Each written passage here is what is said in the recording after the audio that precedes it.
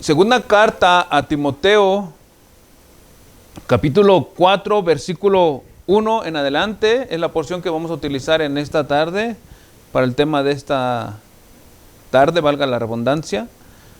Segunda de Timoteo, capítulo 4, versículo 1, dice la escritura de la manera siguiente: Te encarezco delante de Dios y del Señor Jesucristo, que juzgará a los vivos y a los muertos en su manifestación en su reino, que prediques la palabra, que instes a tiempo y fuera de tiempo, redarguye, reprende, exhorta con toda paciencia y doctrina, porque vendrá tiempo cuando no sufrirán la sana doctrina, sino que teniendo comezón de oír, se amontonarán maestros conforme a sus propias concupiscencias, y apartarán de la verdad el oído, y se volverán a las fábulas. Pero tú sé sobrio en todo, soporta las aflicciones, haz obra de evangelista, cumple tu ministerio. El verso 5 dice: pero tú sé sobrio en todo, soporta las aflicciones, haz obra de evangelista, cumple tu ministerio. Vamos a orar, démosle gracias al Señor por su palabra. Te bendecimos, Dios, te exaltamos. Te honramos, Señor, en esta tarde por darnos una nueva oportunidad de poder, Señor, ser instrumentos en tus manos. Rogamos desde ya, Padre, que tu Espíritu Santo se mueva no solamente aquí en Casa de Pan y Alabanza, Señor, dentro de nuestra congregación, sino también a través de las redes sociales, Padre, para que llegue a aquellos que están en necesidad, Señor, aquellos que están en necesidad espiritual, aquellos que están, Señor, ciegos espiritualmente hablando, Dios, que no reconocen en la condición en la que se encuentran, Padre, y que va a ser solamente tu Espíritu Santo y a través de tu palabra, Padre, que puedan ver ellos en dónde están parados, cómo están delante de ti, Señor. Por eso, Padre, nuestra oración es, Señor, toca los corazones, redarguye, Padre, reprende y exhorta, Señor, para que puedan, Padre, venir al conocimiento tuyo y experimentar, Padre, las bendiciones que tú tienes preparadas para aquellos, Señor, que se arrepienten, que reconocen, Señor amado, su condición y que vendrán, Padre, a rendirse a tus pies. En el nombre de Jesucristo te damos las gracias, Dios. Amén. El tema que vamos a estar desarrollando en esta tarde, hermanos, lleva por título o por nombre: Evidencias bíblicas del propósito del Evangelio. Evidencias bíblicas del propósito del Evangelio.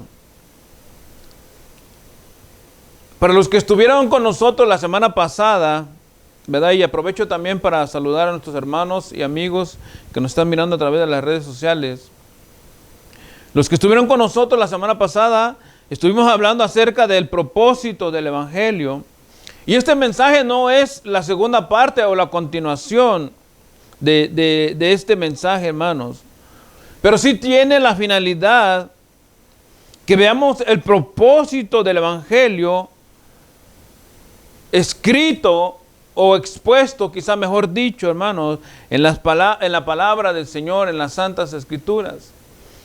Porque cuando hablamos, hermanos, del propósito la semana pasada y veíamos que el propósito del Evangelio tiene como objetivo que el hombre y la mujer que no conocen de Dios puedan ver su condición, puedan ver en las tinieblas que se encuentran.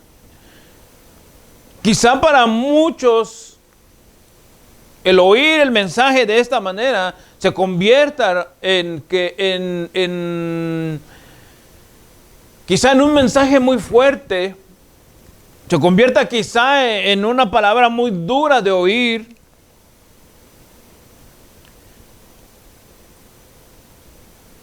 Probablemente quizá con la intención de aludir a lo que no dice el Evangelio en verdad y quizá apartarse de lo que sí en realidad dice el Evangelio. Pero si se recuerdan un poco, hermanos, de los que estuvieron en el servicio pasado, que Dios a nosotros como creyentes nos ha dado un mandato, y este mandato es divino. Tenemos la responsabilidad de ir y predicar el Evangelio como parte de nuestra tarea aquí en la tierra mientras la iglesia no sea levantada por el Señor. Pero lamentablemente, hermanos, muchos, aunque están en las iglesias y están congregándose, están fuera o ignoran el propósito del Evangelio. Por esta es la razón, hermanos, lamentable de oír en algunos pastores y predicadores que, hermano, que el propósito del Evangelio es que vean cuán grande es el amor de Dios. Por eso es que ahora, hermanos, mi tarea no solamente es que veamos el propósito del Evangelio, sino que veamos, hermano, que este propósito del cual les estoy diciendo está plasmado en las Escrituras, está dentro de la palabra del Señor. Si nosotros pensamos, hermano, ¿acaso Dios no es amor? Dios, hermano, manifiesta su amor. Claro que sí, hermano. Nuestro Dios es un Dios de amor. Por eso, hermano, es la necesidad de ver cuál es el propósito de Dios al entregar el mensaje del Evangelio. No es, hermano, que nosotros nos vayamos ilusionando en que vamos a estar recibiendo bendiciones especiales de parte de Dios cuando nosotros venimos al Evangelio. Y es por eso, hermanos, que yo tengo un objetivo claro a la hora de entregar este mensaje, hermano. Que no cualquiera, hermano, la verdad, no cualquiera se atreve a presentar. Porque la mayoría piensan, hermanos, o presentan un mensaje donde la gente no es confrontada con el pecado, no es confrontada con la verdad, ¿verdad? Y está siendo motivada solamente a cambiarse de religión, a vivir, hermanos, una vida, entre comillas, cómoda en el mundo, pero sin Dios. Pero cuando hablas, hermanos, de un mensaje que te confronta, cuando estás hablando de un mensaje, hermano, que tiene como finalidad que veas que estás mal de Dios, cuando, hermano, se habla de un mensaje que no va a venir diluido, cuando se habla de un mensaje, hermano, que las características principales de este mensaje, hermano, es que veas que tú estás apartado y lejos de Dios, entonces las cosas cambian y no todos quieren hablar de ello.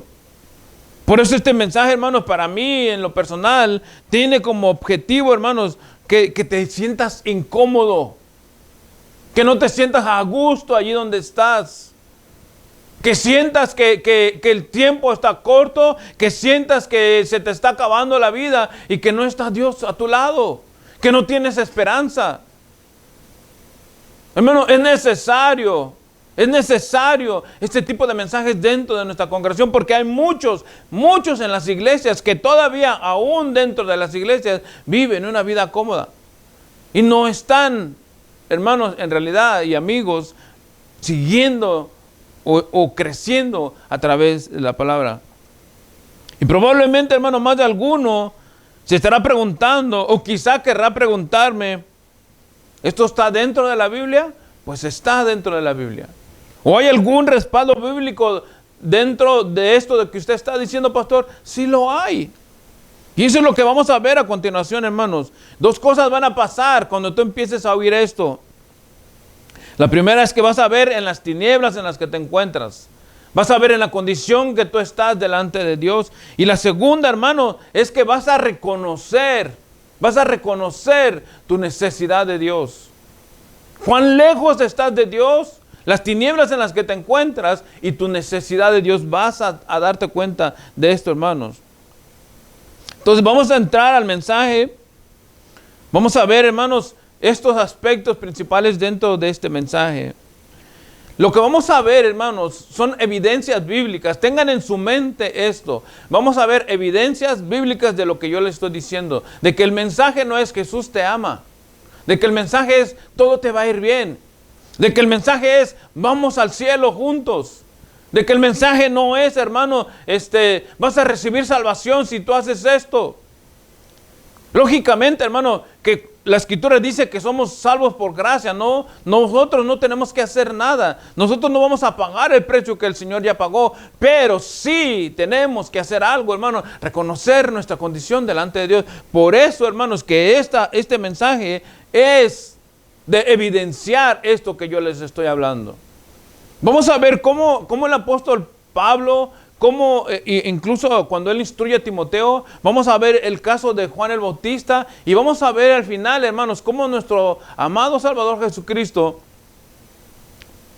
también de alguna manera muy similar y más propia, hermanos, él exhorta, hermanos, y confronta a una persona con el pecado.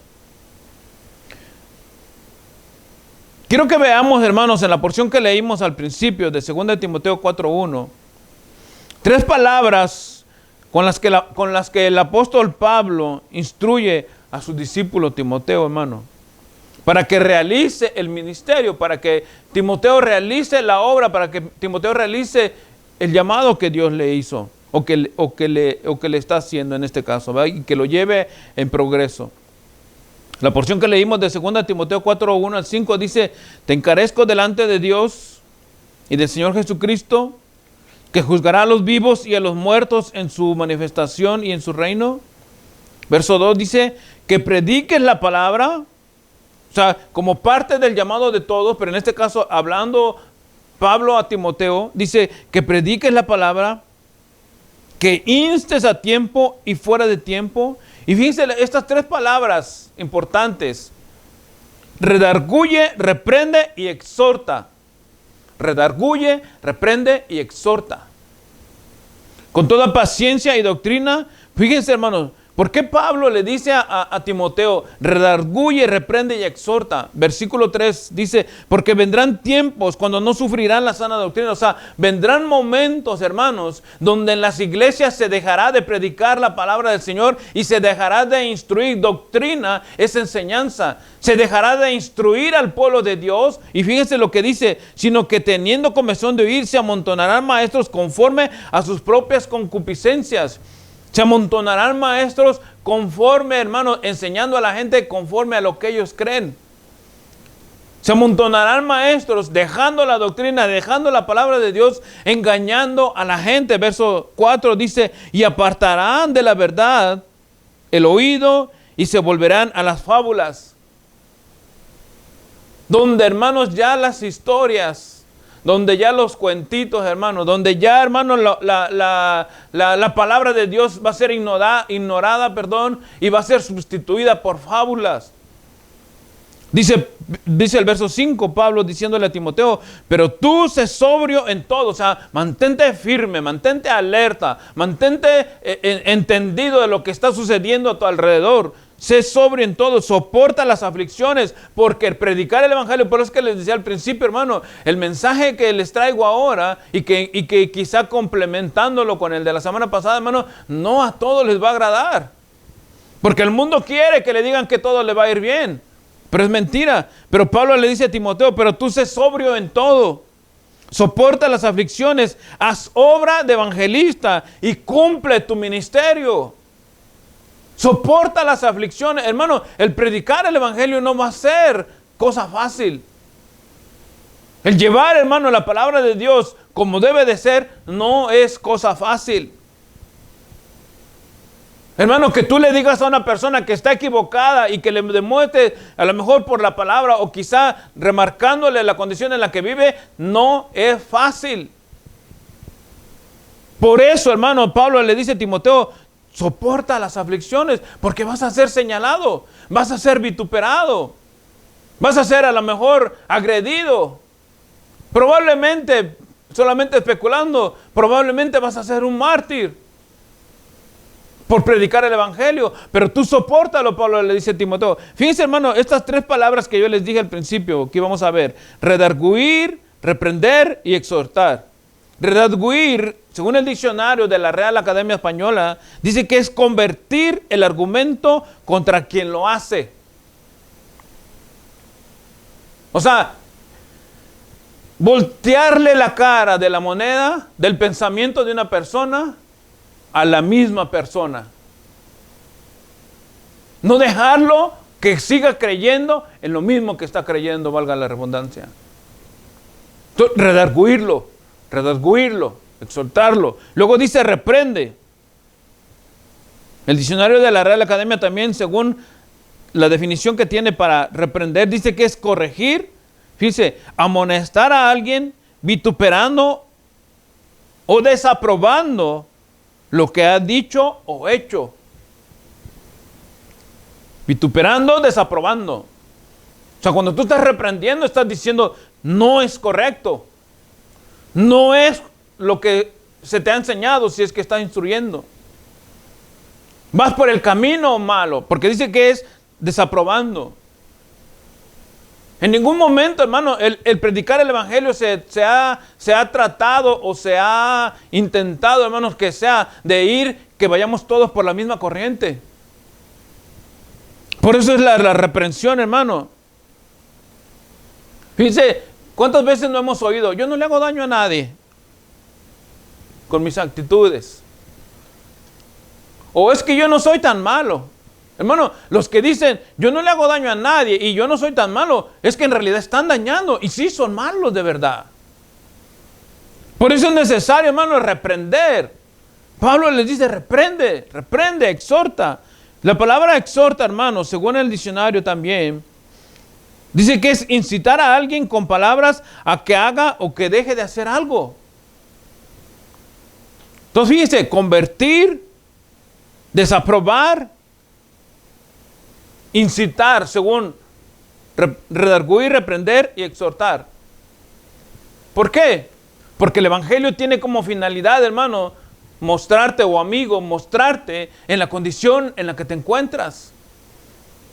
Tú piensas que religiosamente vas bien, pues no estás bien. Tú piensas que religiosamente estás caminando correctamente, no estás caminando correctamente, estás mal. Es necesario la exhortación.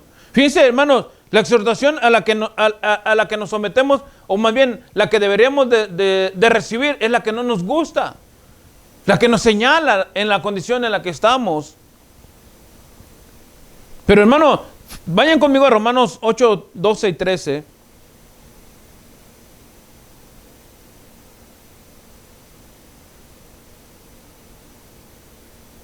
Porque que te señalen que estás mal, que te señalen que estás equivocado, a nadie le gusta.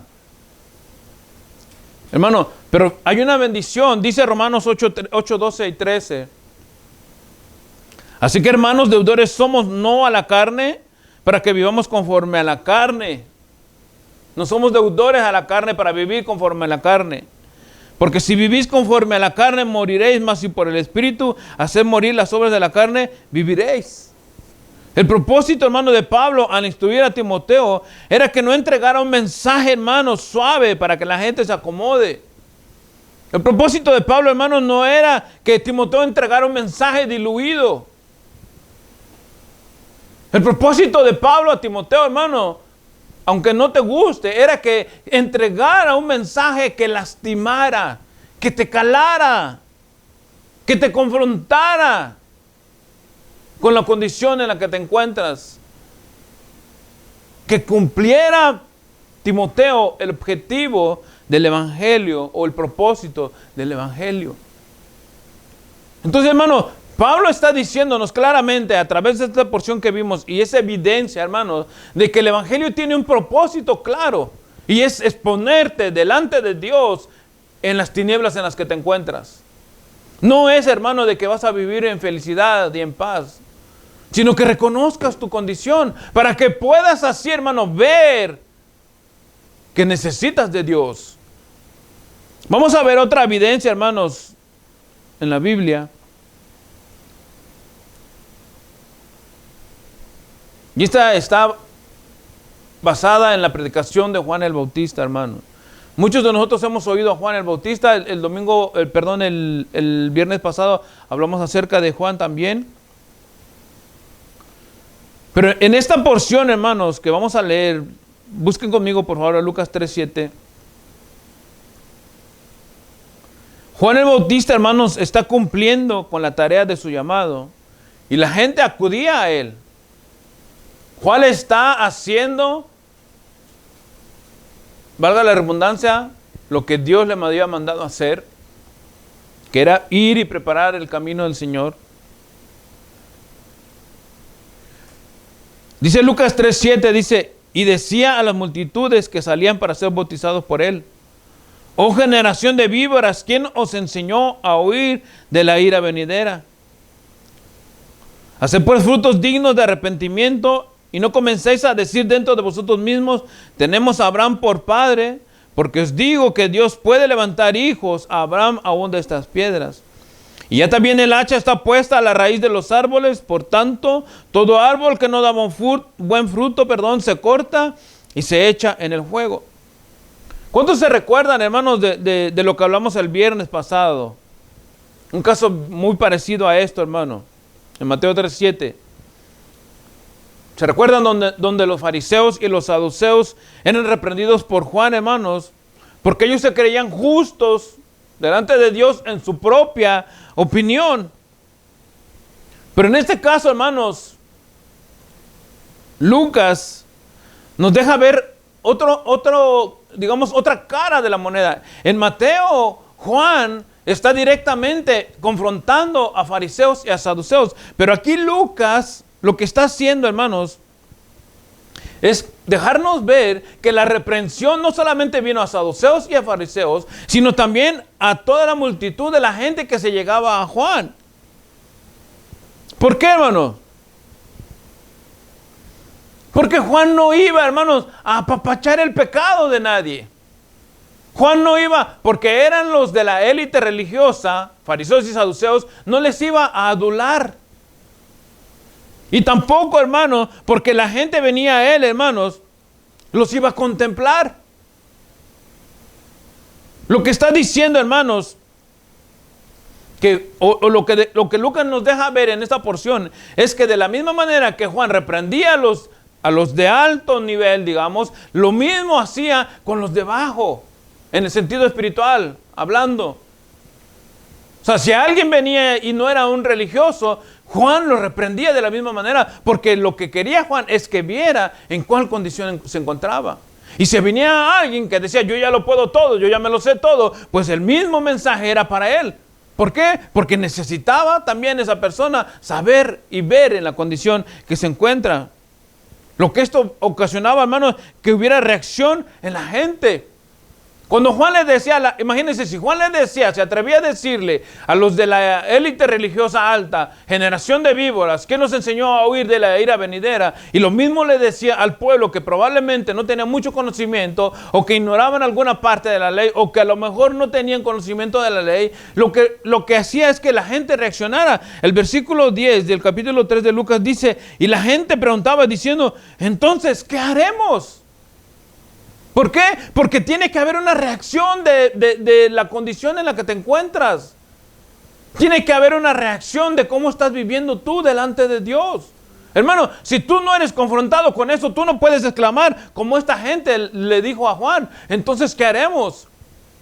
Si tú estás viviendo bajo tu propia opinión y crees que todo está bien, tu reacción no va a ser esta. Tu reacción va a ser: está loco. Déjenlo, que siga hablando como está hablando. Ignóralo. Me ignorarás a mí. Ignorarás quizás lo que yo te estoy diciendo. Pero el pecado, el que tú llevas, o el pecado con el que estás envuelto, no lo puedes ignorar delante de Dios. Y a Dios no lo puedes ignorar. Este tipo de mensaje, hermanos, fíjense que estaba hablando fariseos y saduceos que venían al bautismo de Juan. Pero este tipo de mensaje llegó más arriba, con Herodes. En el versículo 15 de este mismo libro de Lucas, porque estaban esperando también la venida del Mesías, el versículo 15 dice: como el pueblo estaba en expectativa, preguntándose todo en sus corazones si acaso Juan sería el Cristo, respondió Juan diciendo a todos: yo a la verdad os bautizo en agua, pero viene uno más poderoso que yo, de quien no soy digno de desatar la correa de su calzado. Él los bautizará en Espíritu Santo y fuego. Y dice: y su aventador está en su mano, y limpiará su era, y recogerá el trigo en su granero, y quemará la paja en fuego que nunca se apagará. O sea, el Señor viene preparado para separar el trigo de la no de la paja, de la cáscara del grano. El aventador, hermanos, es una especie de pala. Se junta el grano y es una especie de pala que avientan el grano para arriba y el grano puro cae de un lado y la cáscara cae del otro. Entonces, cuando dice la Escritura que su aventador está en su mano, quiere decir que el Señor viene preparado para recoger lo bueno y separar lo malo. Y limpiará su era, dice el verso 17, y recogerá el trigo en su granero y quemará la paja en fuego que nunca se apagará. Con estas y otras muchas exhortaciones, recuérdense, exhortaciones, incitar a alguien con la palabra a que haga o deje de hacer algo. Con muchas y estas exhortaciones anunciaba las buenas nuevas al pueblo. Anunciaba las buenas nuevas al pueblo. O sea que Juan venía, hermanos, y no solamente le hablaba a los religiosos, sino llegaba, hermano, a un punto donde la gente tenía que pensar qué va a pasar o qué voy a hacer. Verso 19, entonces Herodes el tetrarca, siendo reprendido por Juan a causa de Herodias, mujer de Felipe, su hermano, y de todas las maldades que Herodes había hecho, sobre todas ellas añadió además esta, encerró a Juan en la cárcel. De por sí era malo Herodes, de por sí era malvado Herodes, pero dice la Escritura, hermano, que todavía aparte de todo esto añadió una maldad más en su repertorio, en su currículum: encerrar a aquel que estaba hablando correctamente, aquel que era inteligente, aquel que estaba dirigiendo a la gente hacia, digamos, hacia Jesús. Aquel que estaba guiando a la gente para que vieran la condición que se encontraban y se fueran a los pies del Señor. Pero vamos a hacer, hermano, una breve armonía con el Evangelio según San Marcos, Lucas y Marcos. Porque más aquí en Marcos vamos a ver qué es lo que ocasionó. Dice Marcos, en el capítulo 6, versículo 16. Herodes estaba oyendo, voy a parafrasear un poquito el contexto, Herodes estaba oyendo la fama de Jesús, Herodes estaba oyendo cómo Jesús venía y estaba haciendo milagros, y Herodes pensaba que era Juan resucitado en Jesús, porque él lo había matado, lo había mandado a matar. O sea, el mal que él añadió a su currículum, como les dije en un momento, era de que había encarcelado a Juan. Pero Marcos nos deja ver un poquito más amplio esta situación. Marcos 6, versículo 16. 6:16. Al oír esto, Herodes dijo: ¿este es Juan, el que yo decapité? ¿Ha resucitado de los muertos?, estaba preguntando Herodes, confundido por lo que estaba haciendo nuestro amado Salvador Jesucristo. Verso 17, porque el mismo Herodes había enviado y aprendido a Juan, y le había encarcelado en la cárcel por causa de Herodias, mujer de Felipe, su hermano, pues la había tomado por mujer. O sea, este Herodes había tomado la mujer de su hermano y la tenía como su mujer, literalmente. Verso 18, porque Juan, y este fue el motivo por el cual le costó la vida a Juan. Porque Juan decía a Herodes: no te es lícito tener la mujer de tu hermano. ¿Ven? O sea, el mensaje de Juan nunca vino diluido. El mensaje de Juan, hermano, nunca vino suavecito.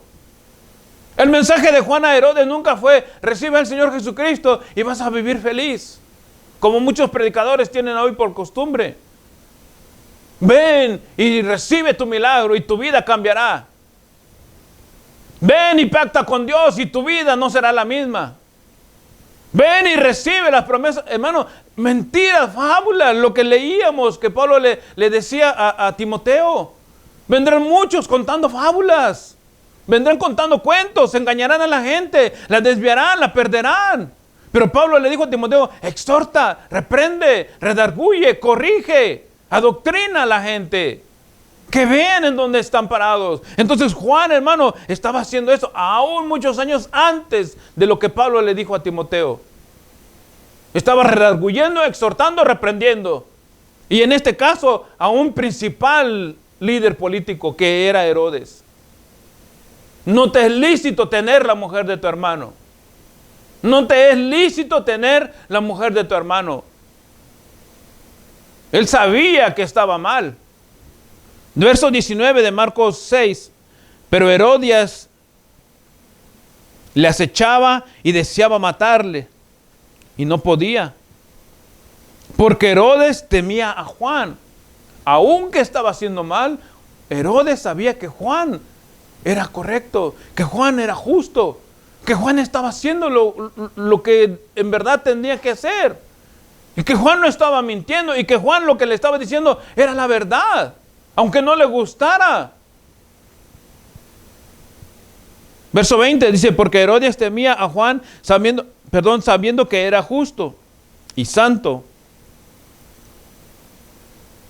y le guardaba a salvo, y oyéndole se quedaba muy perplejo, pero le escuchaba de buena gana. A pesar de que Juan le hablaba fuerte a Herodes, Herodes lo oía, estaba atento, escuchaba lo que Juan le decía, pero él, hermano, Juan no se detuvo. Le dijo, no te es lícito tener la mujer de tu hermano. Este mensaje le costó a Juan la vida, porque él venía descubriendo, hermano, el pecado de la gente. Venía enseñándole su maldad. Juan no le vino a decir a Herodes, Jesús te ama y te quiere cambiar, así como estás. Señaló, hermano. Vayan conmigo a Levítico y vamos a ver la porción del Antiguo Testamento a la que Juan se estaba refiriendo cuando le dijo esto a Herodes. Levítico 20:21. Una serie de ordenanzas que Dios le dio a Moisés. Pero llegamos a esta porción exactamente de Levíticos 20:21. El Señor le dijo a Moisés, y el que tomare la mujer de su hermano comete inmundicia. El que tome la mujer de su hermano comete inmundicia. La desnudez de su hermano descubrió, sin hijos serán. Aquel que se atreva a tomar la mujer de su hermano, inmundo es. O sea, no es solamente estamos diciendo que estás en pecado, estás inmundo delante de Dios. Eres una aberración, eres algo, hermano, míralo así, algo que no puedes estar cerca de Dios por su santidad. En este caso Juan lo estaba diciendo esto a Herodes, eres inmundo delante de Dios. Tú no puedes vivir de esta manera. Y Herodías, la mujer, no le gustaba. ¿Qué le va a estar gustando a esta mujer? Ella estaba encantada con el pecado y estaba a lo mejor encantada con lo que Herodes le daba. Ella lo que quería de un solo era acabar con Juan. Y Juan no iba a titubear, hermanos, en entregar el mensaje. ¿Ven lo que le estoy diciendo? Las evidencias dentro de la palabra de Dios de que el mensaje del evangelio no puede venir diluido. De que, hermano, el propósito del evangelio es que veas cuál es tu condición. Esto mismo era lo que estaba haciendo Juan, haciendo que vieran la condición en la que se encontraba Herodes. Imagínense, si venía de reprender a saduceos y a fariseos, venía de reprender a la multitud también, ¿verdad? Porque ninguno les solapaba en la condición en la que vivían. Y llega delante de Herodes y se atreve a hacer esto, hermano. Aquel tiene poder político y aquel acabó con él. Y fíjense, fue solamente por la petición de la hija de Herodías. Porque por consejo de su madre le pidió la cabeza a Herodes. Y Herodes, por haber comprometido su palabra, tuvo que cumplirlo. Aunque él sabía que Juan era justo y que lo que él decía era verdad. ¿Pero qué le costó a Juan? La vida. ¿Por qué? Por enseñar el mensaje. Este mensaje, hermano, es el que no le gusta a muchos pastores predicar. A muchos pastores les gusta predicar, hermano, que te va a ir bien para que la gente venga. Que vas a estar tranquilo, que no va a haber problema para que la gente venga. Y si más gente viene, más dinero entra. Y si más dinero entra, hermano, mejor vive.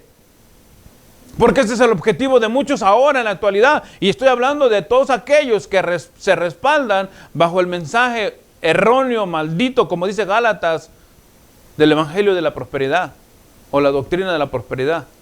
Otro evangelio también, como dice Gálatas, que traiga otro evangelio diferente al cual hemos predicado o enseñado. El mismo Pablo le dice a los Gálatas, sea un anatema, un maldito. Entonces Juan no diluyó el mensaje. ¿Le costó la vida? Sí, le costó la vida. Pero Jesús mismo dijo que de los nacidos de mujer ninguno como Juan. ¿Quieres vivir tú, hermano, acomodado o cómoda en tu casa, viviendo tu pecado? Allá tú. Te estamos hablando conforme a la palabra. Porque esta es la evidencia, hermano, del propósito del Evangelio. Claro, hermano, y tenemos que ser claros en esto, porque van a decir, ¿y entonces qué? ¿No se va a ir al cielo? ¿Y entonces qué? ¿No se recibe? Se los dije la semana pasada. Una cosa es el propósito del Evangelio. Otra cosa es los beneficios del Evangelio. Otra cosa es lo que recibes tú por gracia, por el Evangelio. O sea, no podemos revolverlo todo y decir, no, en el propósito de Dios, al predicar el Evangelio, es que veas el amor de Dios. No. Porque entonces su hijo murió de balde. No. Dios quiere que veas en la condición en la que te encuentras y luego, por gracia, reconociendo a Jesucristo como Señor y Salvador, entonces recibirás un beneficio al escuchar el Evangelio. Pero el propósito, hermano, primario, por las Escrituras, es que tú te veas en la condición en la que estás.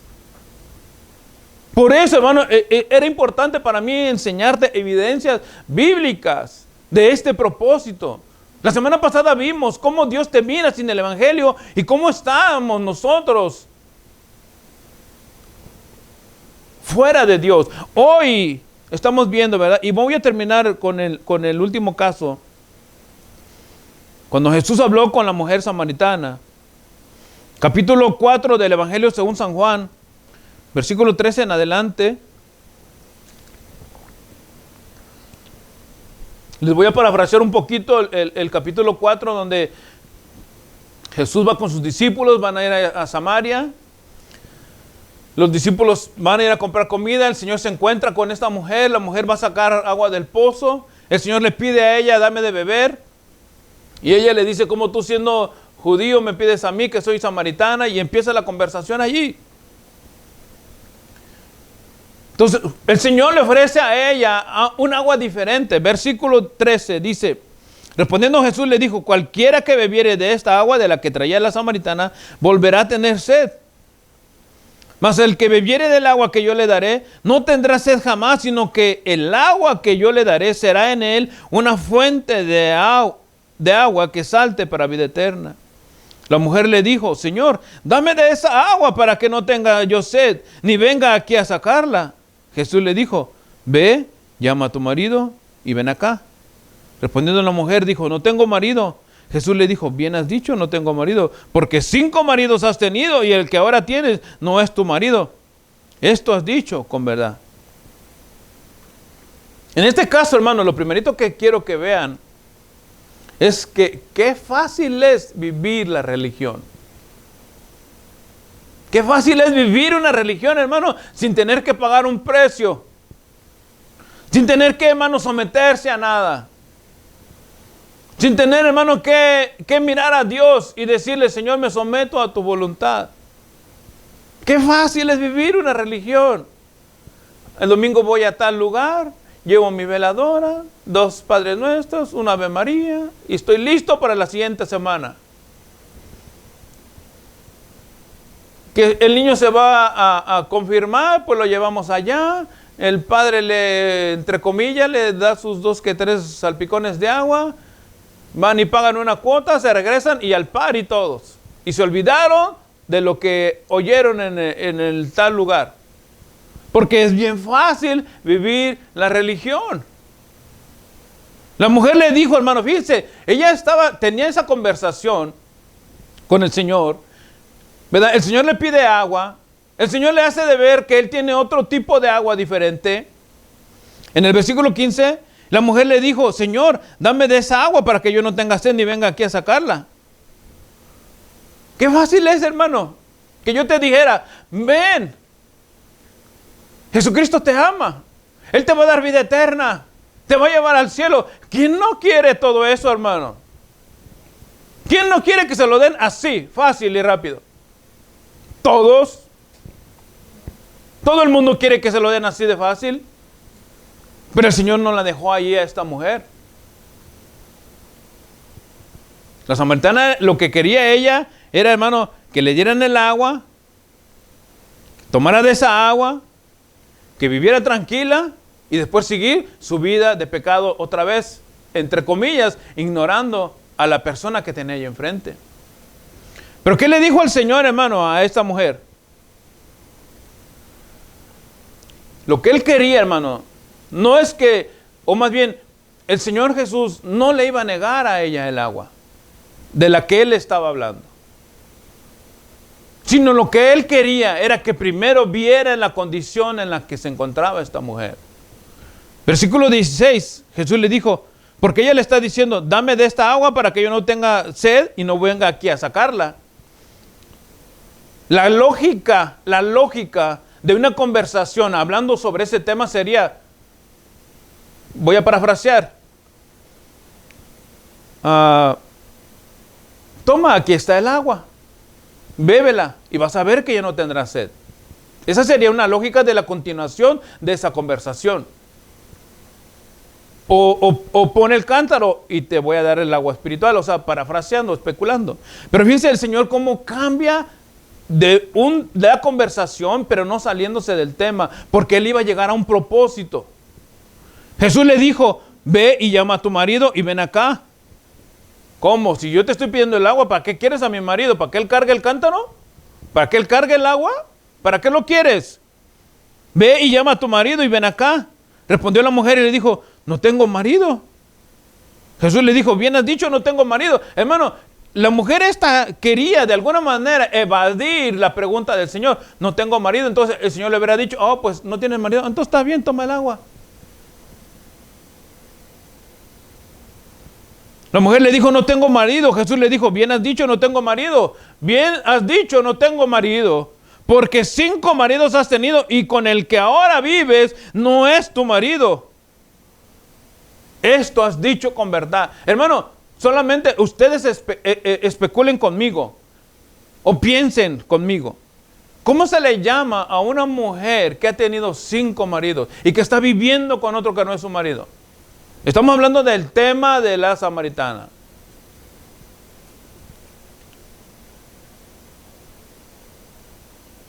O sea, hermano, el Señor le hubiera podido dar el agua en el instante, pero no hubiera cumplido el propósito del Evangelio. No hubiera cumplido el propósito por el cual estaba allí, porque le era fácil al Señor otorgarles. Ella le dijo después, parece que tú eres un profeta, queriéndolo aludir a él o exaltar al Señor. Pero el propósito principal, hermano, es que viera esta mujer cómo estaba delante de Dios. 5 maridos has tenido y con el que vives no es tu marido. Lógicamente lo que está haciendo el Señor es dejándola, exponiéndola delante de Dios para que vea en la condición en la que está.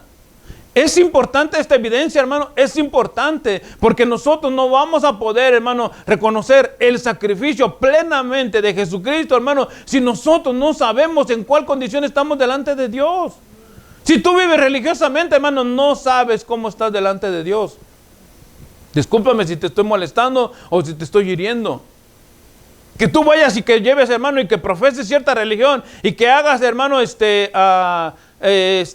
procesiones y que cargues santos y que lleves monos de aquí para allá, eso no es someterse al Señor. Pero que tú vengas, hermano, que escuches la palabra y que el Señor te está diciendo una iglesia pura y sin mancha es la que yo voy a buscar, y que cada día, hermano, tengas tú que tener cuidado de que tu vida no esté envuelta en pecado. Que cada día tengas que ver, hermano, que no estás sometido en el pecado, que no estás hundido en el pecado, hermano, porque eso requiere sometimiento a la voluntad de Dios. Entonces, cuando nosotros, hermano, estamos viendo en la condición que nos encontramos delante de Dios, lógicamente, hermano, que vamos a clamar como estos hombres. Entonces, ¿qué haremos cuando Juan les predicaba? Entonces, ¿qué hago, Señor? Estoy viendo que estoy mal. Entonces, ¿qué hago? Esa es la exclamación que debemos de tener nosotros. Hermano, estas evidencias bíblicas son las que respaldan el propósito del Evangelio. Y hay más, hay bastantes más, pero en 3 ejemplos que les he dado, hermano, llevamos casi 1 hora. Entonces, ¿qué es el propósito y la finalidad mía, hermano? Que veas que lo que te estoy diciendo está en la palabra del Señor. Que veas que por las Escrituras, hermano, de que el mensaje del Evangelio Sí, hermano, trae beneficios y trae, hermano, quizás recompensas, pero primero tienes que ver tu condición delante de Dios para que puedas recibir los beneficios de este evangelio. ¿Me entiendes? Esta mujer al momento no entendió todo esto, pero después, poco a poco lo fue entendiendo. Mira, vayan, cuando fue a Samaria y regresó, vayan y vean a un hombre que me ha dicho todo lo que yo soy, que me ha descubierto, me ha expuesto, y que ahora yo entiendo la condición que vivo. Hermano, ¿es duro esto? Les pregunto, ¿es duro esto? ¿Te cuesta oír esto? ¿Te cuesta entender, hermano, que ahora el mensaje no es Jesús te ama? Y que te ama porque murió en la cruz. Pero con eso no vamos a recibir nada. ¿Cuántos en la iglesia, hermano? Y allí es una espada de doble filo, porque incluso nosotros, hermano, aquí en Casa de Pan y Alabanza, invitamos a que hagan una oración de fe. Pero yo te guío a hacer esa oración. De allá para acá, yo no sé cómo tú estás delante de Dios. Yo te muestro la palabra y te invito a que hagas una oración que te guíe a eso. Pero tú con Dios, yo no sé cómo estás. ¿Es duro lo que te estoy diciendo? Es duro. Juan capítulo 6, versículo 60. Al oír muchos de sus discípulos dijeron, dura es esta palabra, ¿quién puede oír? ¿O quién la puede oír? Sabiendo Jesús en sí mismo que sus discípulos murmuraban de esto, les dijo, ¿esto os ofende? El Señor sabía lo que ellos pensaban. Y Él les dijo, ¿esto que oyeron es duro y te ofende? Verso 66 de San Juan 6. Desde entonces muchos de sus discípulos volvieron atrás, o sea, no los 12 en específico, sino de todos los que estaban siguiéndolo al Señor, porque ya el mensaje lo estaban entendiendo y estaban viendo de que era duro y difícil y que no era fácil seguir al maestro, que no cualquiera se faja el pantalón o se amarra la falda y empieza a seguir al maestro. Después entonces muchos de sus discípulos volvieron atrás y ya no andaban con él. Dijo entonces Jesús a los 12, ya se dirigió directamente a los 12, a su grupo selecto, a su grupo más íntimo. Verso 67, dijo entonces Jesús a los 12, ¿queréis acaso iros también vosotros? Entonces Pedro responde las palabras que todos de nosotros conocemos. Le respondió Simón Pedro, Señor, ¿a quién iremos? ¿A quién iremos, Señor? Tú tienes palabras de vida eterna. Aunque esto nos duela, aunque esto nos cale, aunque esto no nos guste, aunque esto nos lastime, aunque esto nos haga ver en la condición en la que nos encontramos, solo tú tienes este tipo de palabras que nos dejan ver en la condición en la que nos encontramos. Estas evidencias, hermanos, están plasmadas en la palabra del Señor. Nadie va a recibir un beneficio sin antes no reconocer en la condición en la que se encuentra. Nadie va a recibir nada de parte de Dios sin antes no estás reconociendo cómo tú estás delante de Él. ¿Entienden? Vamos a finalizar. Cierra tus ojos.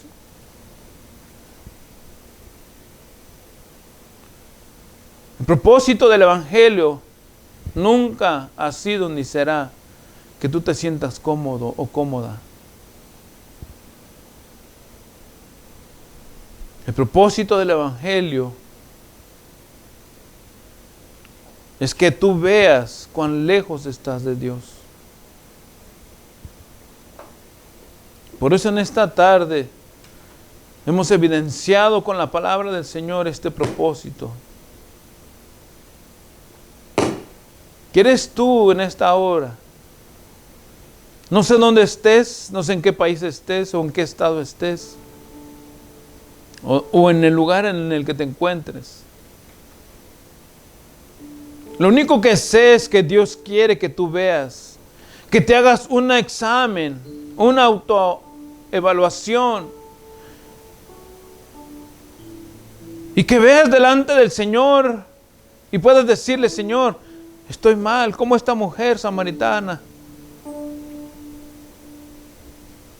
Como Herodes cuando Juan se lo dijo a Herodes. Eres inmundo delante de Dios porque has tomado a la mujer de tu hermano.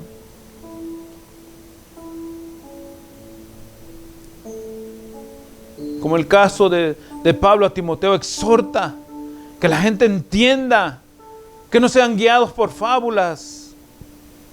Aguanta la represión. ¿Cuántos de nosotros estuvimos en esa condición, alejados de Dios? Y a lo mejor, tengo que decirlo, a lo mejor vinimos al Señor convencidos, pero no instruidos. Hoy el propósito es que tú seas instruido y que vengas convencido a los pies del Maestro, reconociendo cómo estás tú delante de Él. ¿Quieres hacerlo en esta tarde? Has reconocido que estás lejos de Dios. Has reconocido que vives en pecado. Has reconocido que no eres tan bueno. Has reconocido que no eres tan buena como pensabas. Este es el momento para decirle al Señor: Señor, perdóname. Perdóname por la negrura, en las tinieblas en las que vivo. Perdóname por vivir alejado o alejada de ti. Ora al Señor y dile: Señor Jesús, en esta tarde te recibo como mi Señor y Salvador. Hoy puedo ver, Señor, en qué condición estoy delante de ti. Hoy puedo ver, Señor, cuán negras, Señor, son las tinieblas en las que me encuentro. Por eso vengo a tus pies, Señor. Por eso vengo rendido, vengo rendida a ti, Señor. Reconociéndote, pidiéndote auxilio, Señor. Pidiéndote perdón. Pidiendo, Señor amado, que extiendas tu mano, Padre, para que me perdones, Dios. Pueda yo así, Señor, empezar a recibir los beneficios que tú entregas, Padre, a través de tu Hijo, a través del Evangelio, Dios. Te recibo y te reconozco como mi Señor y mi absoluto Salvador. Ayúdame a vivir una vida plena, Señor, en ti, creciendo y conociendo tu palabra. Preparándome para ese gran día, Señor, cuando tú vendrás a levantar a la iglesia, Dios. Te doy las gracias, Padre, en el nombre de Jesús. Amén.